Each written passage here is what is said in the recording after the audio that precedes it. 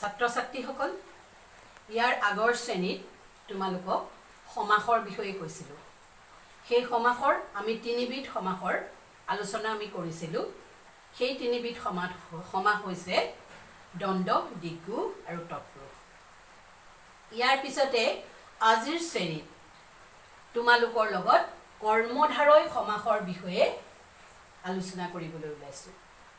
কৰ্মধাৰয় সমাস এতিয়া কৰ্মধাৰয় সমাস বুলিলে কি বুজা যে যিবিধ সমাসত বিশেষ্য আৰু বিশেষণ পদৰ বিশেষ্য আৰু বিশেষণৰ দৰে ব্যৱহাৰ হৈ সমাস হয় তাক কৰ্মধাৰয় সমাস বোলে সাধাৰণতে তুলনা হয় কৰ্মধাৰয় সমাসত আমি কৰ্মধাৰয় সমাস যেতিয়া ওপৰৰ শ্ৰেণীত বিশদভাৱে আলোচনা কৰিবলৈ যাম তেতিয়া তাত আমি সেই ভাগবিলাকৰ বিষয়ে জানিম কিন্তু এইবাৰ আমাক সপ্তমমান শ্ৰেণীত আমি ভাগবিলাকৰ বিষয়ে বেছিকৈ আলোচনা নকৰোঁ সেয়েহে আমি এতিয়া বুজিব লাগিব যে বিশেষণ আৰু বিশেষ্য পদৰ মাজত সমাহাৰ হৈ যিবিধ সমাস গঠিত হয় সেইবিধ সমাসেই হৈছে কৰ্মধাৰয় সমাস এতিয়া বিশেষ্য আৰু বিশেষণ পদ আমি জানো নহয় জানো আমি পঢ়িছোঁ পদ বিশেষ্য পদ বুলি ক'লে আমি জানো যে নাম বুজোৱা পদ মাত্ৰেই হৈছে বিশেষণ বিশেষ্য আৰু যি পদে আন পদৰ গুণ দুখ অৱস্থা পৰিমাণ সংখ্যা ইত্যাদি বুজাই তাক কোৱা হয় বিশেষণ পদ মই তোমালোকক অলপ উনুকিয়াই দিছোঁ বিশেষ্য আৰু এটা বিশেষণ পদ আমি কি জানিলোঁ এটা জানি পেলাই আমি আগুৱাই যাম কৰ্মধাৰয় সমাসৰ বিষয়ে জানিবলৈ কৰ্মধাৰয় সমাসত কোৱা হৈছে যে বিশেষ্য আৰু বিশেষণ পদৰ মাজত যিবিধ সমাস হয় সেইবিধ সমাসেই হৈছে কৰ্মধাৰয় সমাস এতিয়া কৰ্মধাৰয় সমাস উদাহৰণ চোৱা অসম যি প্ৰদেশ এইটো ব্যাস বাক্য ইয়াত আছে যে অসম যি প্ৰদেশ এই অসম যি প্ৰদেশ এইটো ব্যাস বাক্য ইয়াৰ অসমটো কি পদ বাৰু অসমটো কি পদ বিশেষ্য পদ নহয়নে বিশেষ্য পদ আৰু ইয়াৰ প্ৰদেশটো হৈছে কি পদ বিশেষণ পদ ধৰিব পাৰিছানে আমাক কৈছে যে কৰ্মধাৰয় সমাসত বিশেষ্য আৰু বিশেষণ পদৰ সমাহাৰ হৈ গঠিত হয় এতিয়া এই বিশেষ্য আৰু বিশেষণ পদ এই দুটা পদৰ মাজত সমাস হৈছে যে অসম প্ৰদেশ এইটো এটা সমাস এই যি মই তোমালোকক কৈছিলোঁ যে তুলনা সাধাৰণতে কৰা হয় আমি সাধাৰণতে তুলনা কৰিলে এই যিটো আহে এইখিনি আমি পিছত ভাগসমূহত আলোচনা কৰিলে আমি পাম তোমালোকে সিমানখিনি ভাবিবগৈ নালাগে এতিয়া সেইকাৰণে আমি বিশেষ্য আৰু বিশেষণ পদৰ সমাহাৰত যিবিধ সমাস গঠিত হয় তাক কোৱা হয় কৰ্মধাৰয় সমাস যেনে অসম যি প্ৰদেশ অসম প্ৰদেশ ঠিক সেইদৰে ৰঙা যি ফুল ৰঙা ফুল ৰঙাটো কি পদ আৰু ফুলটো কি পদ তোমালোকে নিজে ভাবিবা মই আৰু কৈ নিদিওঁ সেইকাৰণে সেই দেখিবা যে কৰ্মধাৰয় সমাস হৈছে যে বিশেষ্য আৰু বিশেষণ পদৰ সমাহাৰত যিবিধ সমাস গঠিত হয় তাক কোৱা হয় কৰ্মধাৰয় সমাস ইয়াৰ পিছতে আমি অব্যয়ীভাৱ সমাসৰ বিষয়ে আলোচনা কৰিবলৈ আগবাঢ়িছোঁ অব্যয়ীভাৱ সমাস অব্যয় পদৰ যুগত যিবিধ সমাস গঠিত হয় তাক কোৱা হয় অব্যয়ীভাৱ সমাস এই সমাস প্ৰধানভাৱে কেইবাটা অৰ্থত ব্যৱহাৰ হয় সেইকেইটা অৰ্থ হৈছে যে সদৃশ মানে একে অৰ্থত তাৰপিছতে ধৰা অভাৱ ব্যাপ্তি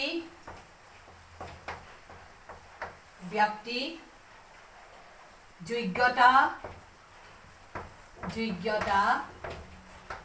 সমীপ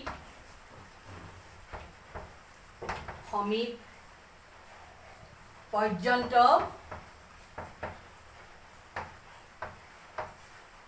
বিপৰীত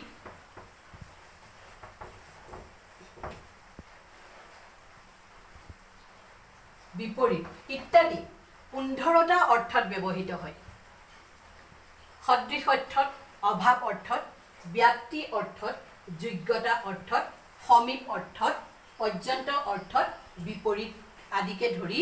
15টা অৰ্থত অব্যয়ীভাৱ সমাস গঠিত হয়। তোমালোকে যেতিয়া উদাহৰণলৈ যাম তেতিয়া কথাবোৰ ভালকৈ বুজি পাবা। এতিয়া ধৰা বনৰ সদৃশ এটা ব্যাস বাক্য ধৰা দেই, এটা ব্যাস বাক্য ধৰা বনৰ সদৃশ, এইটো এটা ব্যাস বাক্য আৰু ইয়াৰ সমাস পদটো হ'ব উপবন। উপবন, বন মানে আমি জানো হাবি, হয়নে নহয়? সেইটো কাৰণে এতিয়া বনৰ সদৃশ, বনৰ সৈতে প্ৰায় হাবিখনৰ সৈতে প্ৰায় একেই বুলি কৈছে, সদৃশ দেখিবলৈ, সেইকৈ কি কোৱা হয়? উপবন, হয়নে? এইটো সদৃশ অৰ্থত। ঠিক সেইদৰে ৰূপৰ সদৃশ প্ৰতিৰূপ, নহয় জানো? তাৰপিছতে অভাৱ অৰ্থত ভিক্ষাৰ অভাৱ দুৰ্ভিক্ষ, হয়নে নহয়? অভাৱ অৰ্থত অব্যয়ীভাৱ সমাস হয়, যেনে ভিক্ষাৰ অভাৱ। ভিক্ষাৰ অভাৱ হ'লে কি হয়? য'ত ভিক্ষা কৰিবলৈও নাথাকে তাত কি হয়? দুৰ্ভিক্ষ, হয়নে? দুৰ্ভিক্ষ, ভিক্ষাৰ অভাৱ দুৰ্ভিক্ষ অভাৱ অৰ্থত। তাৰপিছতে ব্যাপ্তি অৰ্থত ধৰা, ব্যাপ্তি মানে বহল হৈ থকা, হয়নে নহয়? দিনে দিনে, দিনে দিনে, এইটো হ'ব ব্যাপ্তি অৰ্থত। এইটো হ'ব কি? দিনে দিনে, কি হ'ব? প্ৰতিদিন, দিনে দিনে প্ৰতিদিন, মানে বহল হৈ থকা অৰ্থত ব্যাপ্তি অৰ্থত বুজাইছে, সেইটো কাৰণে ইয়াক কোৱা হয় ব্যাপ্তি অৰ্থত প্ৰতিদিন, দিনে দিনে। ঠিক সেইদৰে জনে জনে, প্ৰতিজন, হয়নে? তাৰপিছতে যোগ্য অৰ্থত ধৰা, যোগ্যতা অৰ্থত ৰূপৰ যোগ্য, ৰূপৰ যোগ্য, এইটো ৰূপৰ যোগ্য কি হ'ব? ৰূপৰ যোগ্য হ'লে অনুৰূপ, অনুৰূপ, ধৰিব পাৰিছা? অনুৰূপ, অনুৰূপ। ঠিক সেইদৰে সমীপ অৰ্থত কুলৰ সমীপ, সমীপ উপকূল, হয়নে নহয়? আৰু পৰ্যন্ত অৰ্থত মৰণ পৰ্যন্ত, আমৰণ, হয়নে? তাৰপিছতে বিপৰীত অৰ্থত দানৰ বিপৰীত প্ৰতিদান, ফলৰ বিপৰীত প্ৰতিফল, এনেধৰণেৰে বিভিন্ন অৰ্থত অব্যয়ীভাৱ সমাস গঠিত হয়। আমি সংজ্ঞাত পাইছিলোঁ যে অব্যয় শব্দৰ সহযোগত যিবিধ সমাস গঠিত হৈ তাকে অব্যয়ীভাৱ সমাস বুলি কোৱা হয়। সেয়া 15টা অৰ্থত হয়। মই কেইটামান উদাহৰণ তোমালোকক দেখুৱাইছিলোঁ আৰু এইকেইটাই তোমালোকক এতিয়া সপ্তম শ্ৰেণীৰ কাৰণে এইকেইটাই যথেষ্ট আৰু বেছি নালাগে, সেইকাৰণে এইকেইটা তোমালোকে বেছি ভালকৈ চাবা। ইয়াৰ পিছতে মই যাবলৈ ওলাইছোঁ 6 নম্বৰ অৰ্থাৎ একেবাৰে শেষৰবিধ সমাসৰ বিষয়ে আলোচনা কৰিবলৈ আগবাঢ়িছোঁ তোমালোকৰ লগত। সেইবিধ সমাসৰ নাম হৈছে বহুব্ৰীহি সমাস, নহয়নে? বহুব্ৰীহি সমাস। এতিয়া বহুব্ৰীহি সমাসৰ সংজ্ঞা যদি বিচাৰিবলৈ যাওঁ আমি, তেতিয়াহ'লে বহুব্ৰীহি সমাসত তোমালোকে এইটো কথা মনত ৰাখিবা যে বহুব্ৰীহি সমাসত ইয়াৰ সমাসটোৱে এটা বেলেগ এটা অৰ্থ বহন কৰে বা বেলেগ এটা অৰ্থ প্ৰকাশ কৰে। যিটো দেখা অৰ্থ সেইটোৰ সলনি আৰু এটা বেলেগ এটা অৰ্থ থাকে, সেইকাৰণে ইয়াক কোৱা হয় বহুব্ৰীহি সমাস। এতিয়া ইয়াৰ সংজ্ঞা হ'ব যে যি সমাসত সমস্ত পদটোৱে বেলেগ এটা অৰ্থ প্ৰকাশ কৰে সেইবিধ সমাসকেই বহুব্ৰীহি সমাস বুলি কোৱা হয়। এতিয়া উদাহৰণস্বৰূপে ধৰা পিত অম্বৰ যাৰ, এইটো ব্যাস বাক্য। এই ব্যাস বাক্যটোৰ পিত অম্বৰ যাৰ সমাসটো হ'ল পীতাম্বৰ। পীতাম্বৰ বুলি ক'লে সাধাৰণতে আমি কাক বুজি পাওঁ বাৰু? শ্ৰীকৃষ্ণ, হয়নে নহয়? পিত মানে হালধীয়া, হালধীয়া বস্ত্ৰ পিন্ধে যি, তেওঁৱেই হৈছে শ্ৰীকৃষ্ণ, নহয় জানো? এতিয়া পীতাম্বৰ বুলি ক'লে সাধাৰণতে বেলেগ এটা অৰ্থ বুজাইছেনে নাই? পীতাম্বৰটোৱে বেলেগ এটা অৰ্থ বুজাইছে। এই অৰ্থটো হৈছে যে শ্ৰীকৃষ্ণ।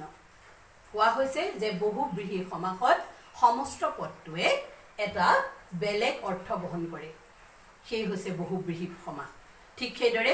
বৃক্ক আছে, বৃক্ক নামে অগ্নি আছে যাৰ উদৰত,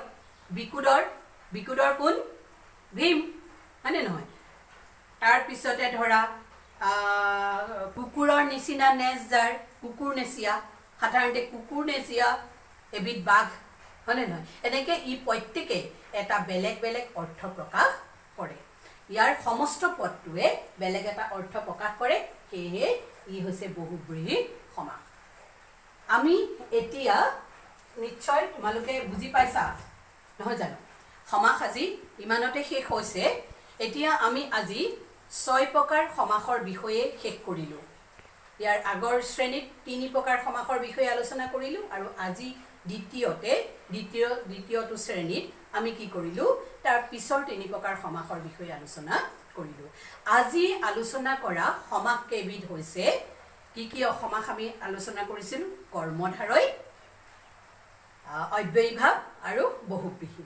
আজি আমি এই 3 বিধ সমাস আলোচনা কৰিলো কৰ্মধাৰয়ত আমি পালো বিশেষ্য আৰু বিশেষণ পদৰ সমাহাৰ অব্যয়ীভাৱ সমাসত আমি পালো যে অব্যয় শব্দৰ যুগত আমি 3 বিধ সমাস অব্যয় শব্দৰ যুগত আমি যিবিধ সমাস গঠিত হয় সেইবিধ সমাসক অব্যয়ীভাৱ সমাস বোলে ইয়াৰ 15টা অৰ্থটি ব্যৱহৃত হয় ইয়াৰে আমি আজি কেইটামান 5-6টা বিষয়ে আমি আলোচনা কৰিলো অৰ্থৰ বিষয়ে তাৰ পিছতে আমি বহুব্ৰীহি সমাসৰ বিষয়ে আলোচনা কৰিলো বহুব্ৰীহি সমাসত আমি পালো যে ইয়াৰ যিটো সমস্ত পদ সেই সমস্ত পদটোৱে এটা বেলেগ এটা অৰ্থ বহন কৰে ছাত্ৰ ছাত্ৰীসকল নিশ্চয় তোমালোকে বুজিছা এতিয়া মই ক'বলগীয়া কথাটো হৈছে যে সমাসৰ এই মূল ভাগকেইটাৰ বিষয়েহে তোমালোকে সপ্তম শ্ৰেণীত জানিব লাগে তোমালোকৰ কিতাপত ইয়াৰ ভাগবোৰৰ বিষয়েও আলোচনা কৰি থোৱা আছে যদিও সেইখিনি মই তোমালোকক আলোচনা কৰি দিয়া নাই এটো কাৰণে এইখিনি তোমালোকে ওপৰৰ শ্ৰেণীত আলোচনা কৰিব লাগিব কাৰণ এতিয়াই গোটেইখিনি দি দিলে হয়তো তোমালোকৰ কাৰণে এটা নতুন বস্তু বুজুতে অলপ অসুবিধা হ'ব পাৰে সেই কাৰণে মই সমাসৰ মূল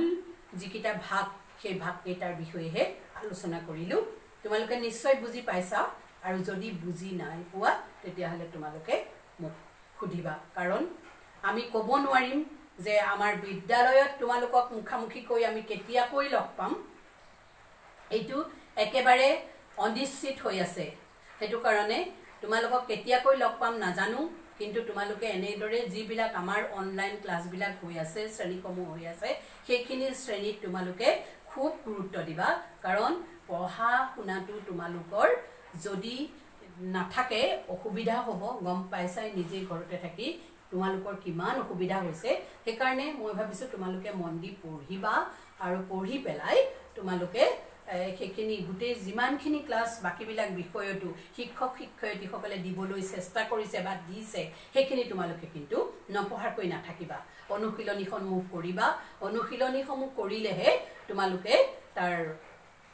কথাবিলাক বেছি ভালকৈ বুজি পাবা আৰু যদি বুজি নোপোৱা তোমালোকক ইমানেই সুবিধা দিছে প্ৰত্যেকগৰাকী শিক্ষক শিক্ষয়িত্ৰীৰে ফোন নম্বৰ তোমালোকৰ লগত আছে বুজি নাপালে তোমালোকে তেওঁলোকৰ লগত সেইখিনি আলোচনা কৰিবা এতিয়া মই তোমালোকক অনুশীলনী বিষয়ে অকমান আলোচনা কৰি দিবলৈ ওলাইছো তোমালোকে অনুশীলনীসমূহ চাবা অনুশীলনী প্ৰথমতে তোমালোকক দিছে যে সমাস কাক বোলে ই কেই প্ৰকাৰৰ আৰু কি প্ৰত্যেক বিধৰে দুটাকৈ উদাহৰণ দিয়া তোমালোকে সমাস কাক বোলে লিখিব পাৰিবা হয়নে নহয় যে দুটা বা অধিক পদৰ মাজত যি পদ গঠিত হয় তাকেই সমাস বুলি কোৱা হয় তাৰ পিছতে সমাস কেই প্ৰকাৰ ই কেই প্ৰকাৰৰ বুলি ক'লে তোমালোকে ক'ব লাগিব 6 প্ৰকাৰ আৰু কি বুলি ক'লে তোমালোকে ক'ব লাগিব দ্বন্দ্ব সমাস দ্বিগু সমাস অব্যয়ীভাৱ সমাস কৰ্মধাৰয় সমাস তৎপুৰুষ সমাস বহুব্ৰীহি সমাস এই 6 প্ৰকাৰ সমাসৰ বিষয়ে ক'ব লাগিব তাৰ পিছতে প্ৰত্যেক বিধৰে দুটাকৈ উদাহৰণ দিয়া হেতু তোমালোকে নিজে উদাহৰণ দিবা বুকৰ পৰা নিদিবা তোমালোকে নিজে দিবাচোন উদাহৰণ বিলাক বুজি পাই পেলাই তেতিয়া বেছি ভাল হ'ব ভুল হলেও হ'ব ভুল হলেহে শুদ্ধটো আমি জানিব পাৰো তাৰ পিছত 2 নম্বৰ প্ৰশ্নটো তোমালোকে কৰিবা যে সমস্যমান পদ সমস্ত পদ আৰু ব্যাস বাক্য কাক বোলে লিখি উদাহৰণ দিবা সমস্যমান পদ কাক বোলে সমস্ত পদ কাক বোলে ব্যাস বাক্য কাক বোলে মই আলোচনা কৰি দিছিলো তোমালোকে তাৰ পৰা এখিনি লিখিবা তাৰ পিছতে 3 নম্বৰ প্ৰশ্নটোত আছে দ্বন্দ্ব সমাস কাক বোলে ই কেই প্ৰকাৰৰ প্ৰত্যেক বিধৰে উদাহৰণ দিয়া পিছৰখিনি নালাগে দ্বন্দ্ব সমাস কাক বোলে সেইটো লিখিলে হ'ল পিছৰখিনি এটো কাৰণে নালাগে কাৰণ পিছৰ দ্বন্দ্ব সমাসৰ যি শ্ৰেণীসমূহ আছে সেইসমূহ মই কৈছোঁ তোমালোকক যে এতিয়া তোমালোকক নালাগে তাৰ পিছতে কৰ্মধাৰয় সমাস কাক বোলে সেইটো লিখিবা পিছৰ চোৱা নালাগে তাৰ পিছত 5 নম্বৰটো একেবাৰে নালাগে 5 নম্বৰ প্ৰশ্নৰ অনুশীলনী 5 নম্বৰ প্ৰশ্নটোৰ উত্তৰ তোমালোকে একেবাৰে কৰিব নালাগে 6 নম্বৰটো কৰিবা তলত দিয়া পদবোৰৰ ব্যাস বাক্যৰ সৈতে সমাসৰ নাম লিখা এইটো কৰিবা এতিয়া ধৰা ব্যাস বাক্যৰ সৈতে সমাসৰ নাম লিখিবলৈ কৈছে প্ৰশ্নটো কেনেকৈ দিছে দেখিছা মন কৰিছা নহয় যে প্ৰশ্নটো কেনেকৈ দিছে চোৱা মই তোমালোকক দেখুৱাই দিছো ত্ৰিভুজ এতিয়া প্ৰশ্নমতে তোমালোকক কৈছে যে ব্যাস বাক্যৰ সৈতে সমাসৰ নাম লিখা ইয়াৰ এতিয়া ব্যাস বাক্য লিখিব লাগিব ব্যাস বাক্য কোনটো তিনিটা ভুজৰ ভুজ মানে বাহু গম পাইছা ভুজৰ সমাহাৰ এইটো হৈছে ব্যাস বাক্য কাৰণ তোমালোকক ব্যাস বাক্যটো লিখিবলৈ দিছে তিনিটা ভুজৰ সমাহাৰ ত্ৰিভুজ এইটোৱে লিখিব লাগিব আৰু এটা বস্তু লিখিবলৈ দিছে কি দিছে সমাসৰ নাম ব্যাস বাক্যৰ কতে সমাসৰ নাম লিখিবলৈ দিছে এটো কি সমাস এই তিনিটো আছে তোমালোকে ধৰিব পাৰিছানে তিনি আছে কি হ'ব কি বুলি কৈছিলো যে সংখ্যাবাচক শব্দৰ যুগত গঠিত সমাসবিধক কি বুলি কোৱা হয় দ্বিঘু সমাস ধৰিব পাইছা এনেকৈ লিখিব লাগিব ত্ৰিভুজটো লিখি লবা তাৰ পিছত ব্যাস বাক্যটো লিখিবা কমা এটা দি পেলাই সমাসৰ নামটো লিখি থবা হ'ব তেনেধৰণে ইয়াত আৰু দিছে কা পুৰুষ উৰাজাহাজ গজমুখ এনেকৈ দিছে এটাইটা তোমালোকে এনেকৈ লিখিবা শ্ৰেণীৰ কপিত লিখিবা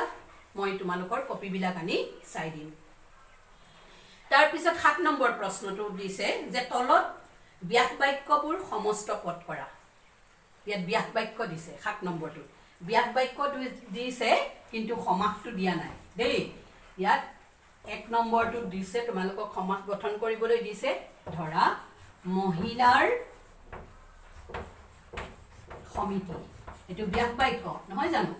মহিলাৰ সমিতি ইয়াৰ এতিয়া সমাসটো লিখিবলৈ দিছে মাত্ৰ কি হ'ব মহিলা সমিতি হব পাইছানে মহিলাৰ সমিতি আমি ধৰিব পাৰিছো এটো কি সমাস নহয় জানো কিন্তু আমাক ইয়াত সমাসৰ নাম লিখিবলৈ দিয়া নাই সেইকাৰণে নালাগে আমি নিলিখো মহিলাৰ সমিতি এই ৰ বিভক্তি লুপ্ত পাই গঠিত হৈছে এবিধ সমাস কি সমাস বাৰু তৎপুৰুষ সমাস নহয় জানো দ্বিতীয় বিভক্তি লুপ্ত পাই হৈছে তৎপুৰুষ সমাস কিন্তু আমি লিখিব নালাগে মই তোমালোকক লিখিবলৈ দেখুৱাই দিয়াৰ কাৰণে তো বুজি পাই হেৰি কৰি দেখিছো কাৰণে মই তোমালোকক কৈ দিছো তোমালোকে এনেকৈ লিখিলে হ'ব মহিলাৰ সমিতি এই গুলটো দি দিব নালাগে আকৌ মই এইটো তোমালোকক দেখুৱাবলৈ দিছো মহিলাৰ সমিতি মহিলা সমিতি হ'ব পাইছা এটো 7 নম্বৰ প্ৰশ্নটো তেনেকৈ দিছে তেনেকৈ এইখিনি দিছে এইখিনি তোমালোকে 7 নম্বৰ প্ৰশ্নটো গুটেগিটা কৰিব পাৰিবা ইয়াত দুই এটা হয়তো নোৱাৰিব পাৰা মোক খুদিবা ভালদৰে আজিলৈ ইমানতে আৰু তোমালোকে অনুশীলনখিনি কৰিবা মই আশা ৰাখিলো ভালকৈ পঢ়িবা বুজিবা দেই ধন্যবাদ